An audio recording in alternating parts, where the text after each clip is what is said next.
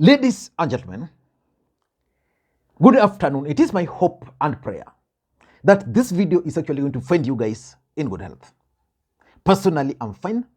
Kisumu is also fantastic. For those who've been following this channel for a very long time, I've always maintained that in politics, nothing happens out of mere coincidence.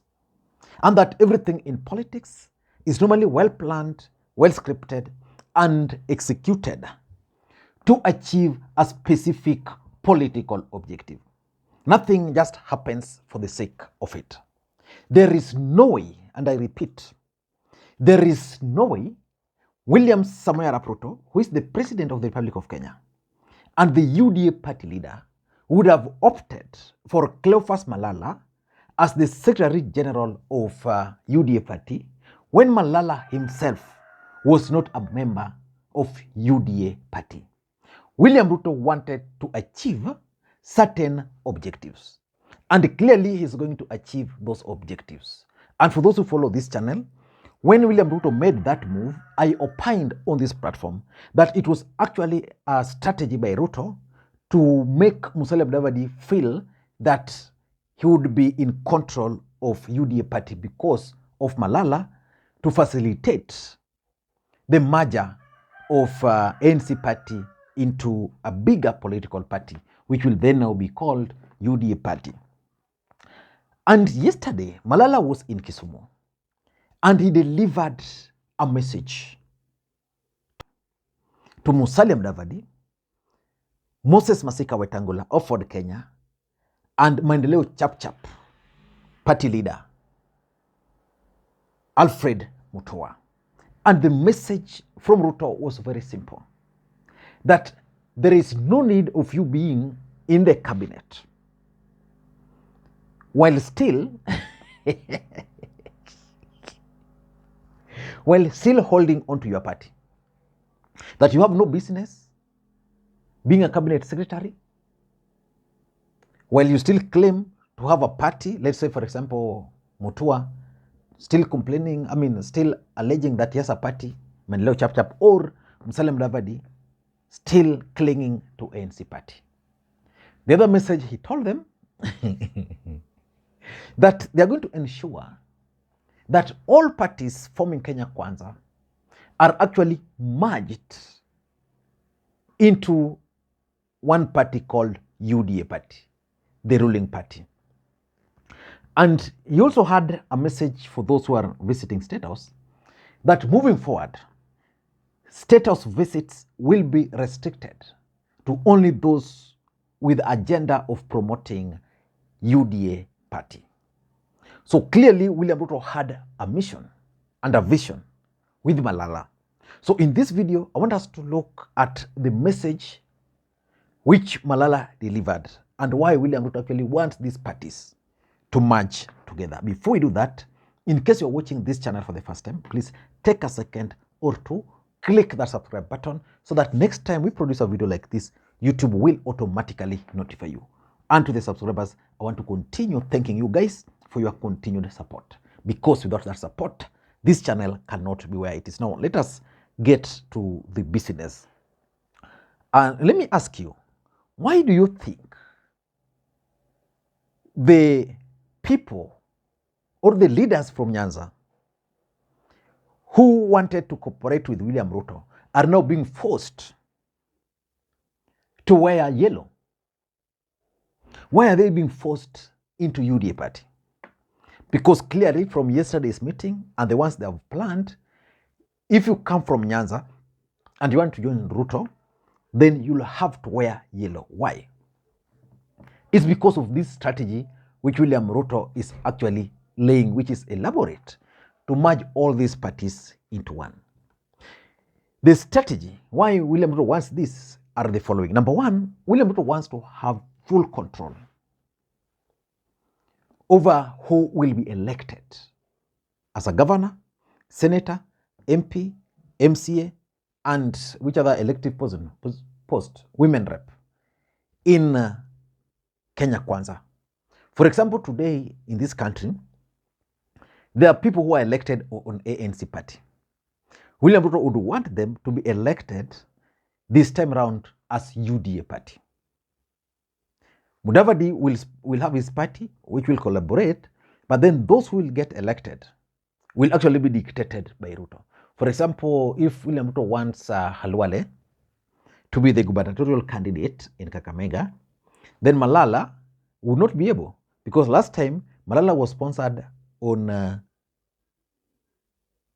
ANC. That's exactly his scheme of things.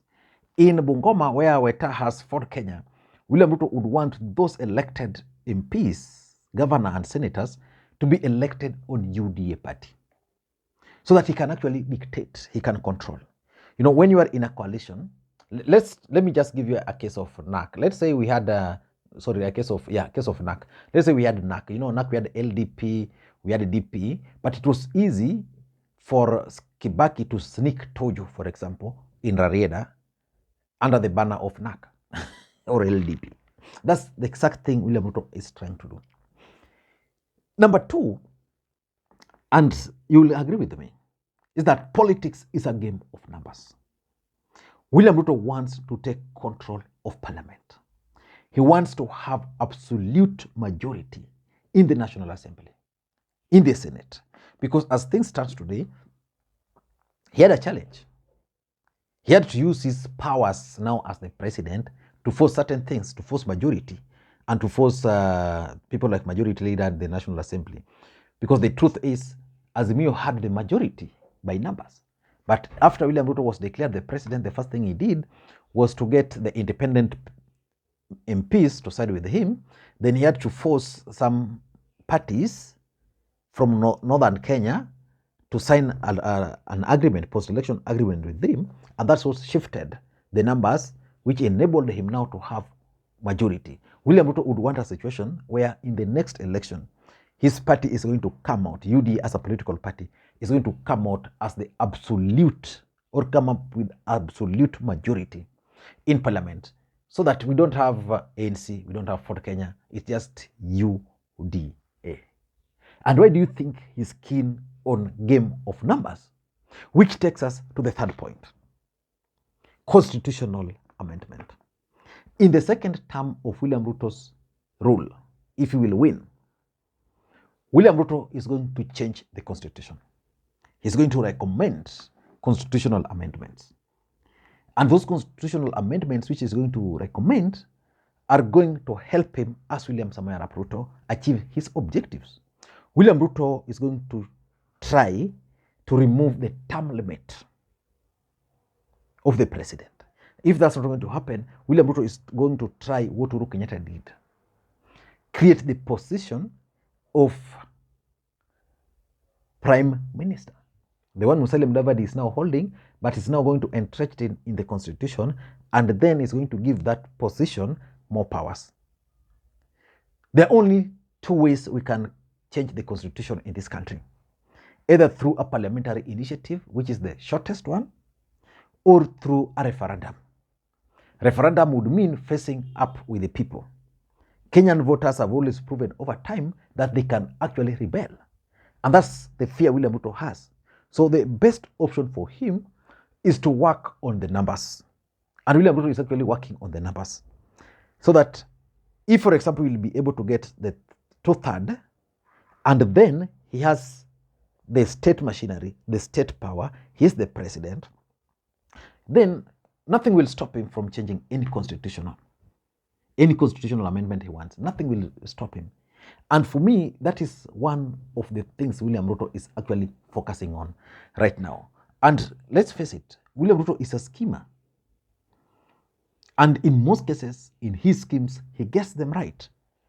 When he engineered the merger of URP and TNA, they ended up with a majority in parliament. Now, UDA did not achieve that majority per se, but now if we will merge it with ANC, because William Ruto really felt, in my view, that Musalia Mudavadi did not really deliver, but he's seeing a potential in Western Kenya. And that's why he's trying to make Western Kenya own kind of UDA party. So that if you go for an election, Western Kenya will view UDA party as more closer home. And it's going to make Mudavadi believe that probably he'll be the next after Ruto. So they'll vote for those parties. Mount Kenya is still stuck with Ruto because William Ruto has mastered their psychology. So for them, they are sorted. William Ruto believes that as the president, he can then now go to places like northern Kenya and coastal region to win a few seats there. The fourth objective why he wants all these parties to merge is the 2032 succession politics. You know, Uhuru Kenyatta played with this succession politics to an extent that William Ruto ended up winning without his support. To an extent that the person he was supporting, who is Raila Odinga, actually lost, in quotes, the presidency because he was never declared the president. William Ruto is not keen on following that footsteps. And because of the lessons, you know, like right now, William Ruto is trying to fight their businesses, is trying to fight his allies. The truth is, William Ruto, once these parties merged, then it will be easy. If, for example, he will be able to have absolute majority members of parliament, then he can easily rally and convince the top players within the coalition to agree to work together. Then he can shepherd them into the next election, 2032 election, even if he won't be there. So the truth is, William Ruto is keen on his succession politics. And lastly, if you ask me, William Ruto is looking beyond 2032. You know, Uhuru is today disadvantaged. Why? He doesn't have a voice in parliament. If Uhuru had, for example, 50 members of parliament from Mount Kenya, do you think William Ruto would be doing whatever he's doing on him? He won't be able to do that. So the truth is, William Ruto would want a situation where his party will have majority, let's say 100 members of parliament, so that even if he won't be in power, these members of parliament will be able to defend him. Because William Ruto has actually set a very bad precedent where the next president will begin by dealing with the policies of the previous regime, will begin targeting